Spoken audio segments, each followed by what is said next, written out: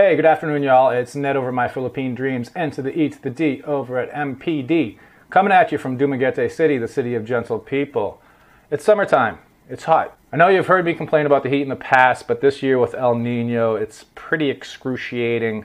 So we're spending a lot of time inside in the air conditioning. Right now, we're in the office. We got the air conditioner. It's off right now because I'm shooting the video, and the microphone will pick up the background noise, so I try to avoid that. But as you can see in the background, we used to have a bureau over there, but now we have another little sofa. That's Michelle's little sofa because she's small and she fits on that one. And I have the one over here. So we usually laze around. I work on the laptop, or we watch movies, play some PlayStation 4, Borderlands. Ooh yeah, on PlayStation 4. But what I wanted to talk about today was watching videos or television shows in the Philippines.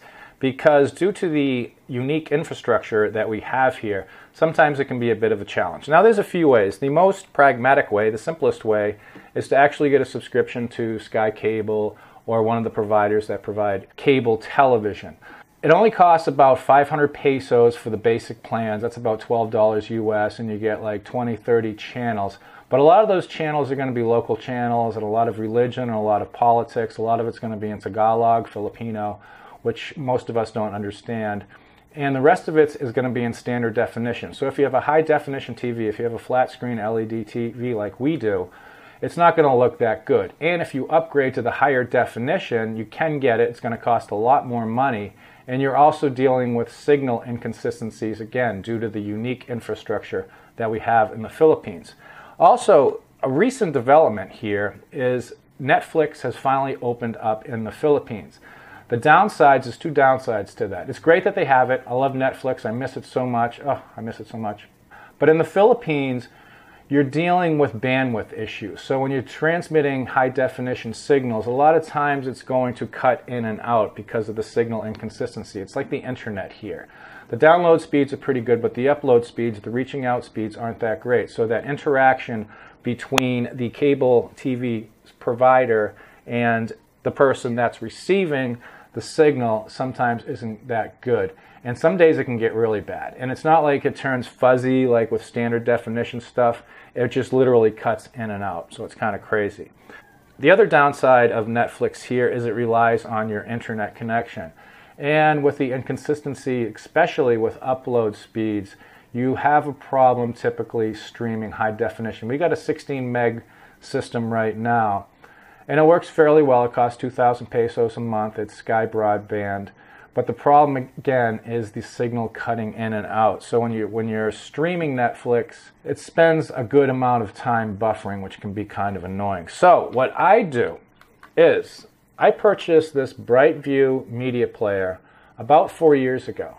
And I got it off Amazon.com. And basically what I do is I download movies from a variety of sources or entire television shows. I like to wait until the first season's out on a television show, then I download the whole thing and watch them. I then take the television shows or the movies and I put them on an external hard drive. Right now I have a 2 terabyte Western Digital hard drive. And you simply plug the hard drive into here. There's also an HDMI port that goes into the HDMI input on your television, and it's got a little handy dandy remote control, and you can just watch all your media from this little device.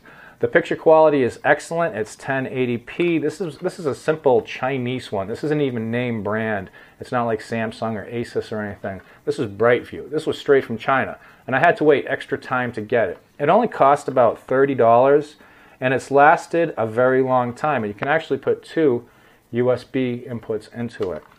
And it also has optical out, and you can run your internet directly into it to run media off the internet.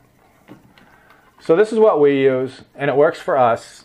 And I don't like to spend a whole lot of time watching television because I didn't travel 12,000 miles across the world to sit in a room and watch television. So I'm usually working or out trying to do something, work on some projects. But it works for us. Now, with that said, the last part of this video, that's how we watch our television and movies. A recent movie we just watched, Michelle and I just watched The Big Short last night. The Big Short is about the 2008 financial crisis in the United States with the housing market and the banks. And it stars Brad Pitt, Steve Carell, Christian Bale. You're not even going to recognize Brad Pitt in this. And what's great about the movie is not only is it a great ensemble, not only is it great acting and production, Brad Pitt produced it. I'm not a big Brad Pitt fan, but after seeing this one, I was pretty impressed. But it explains exactly what happened with the banking system and the bubble that developed and the junk bonds. And it also talked about the aftermath. And even though it's not a documentary, it's based on all the actual people, because there were people that saw this coming years before it actually happened, and those people are the people that made a lot of money betting against the banks, betting against the housing boom. But it also describes a lot of the technicalities with these CDOs and all these strange acronyms and all these things, the adjustable rate mortgages and how this all affected it. And it's just an excellent movie. And it's quite possibly the best movie that I've seen this past year. 2 thumbs up for my Philippine dreams. So, on the subject of television, movies, media players, and The Big Short, this is Ned, and I'll see you next time on My Philippine Dreams. Peace.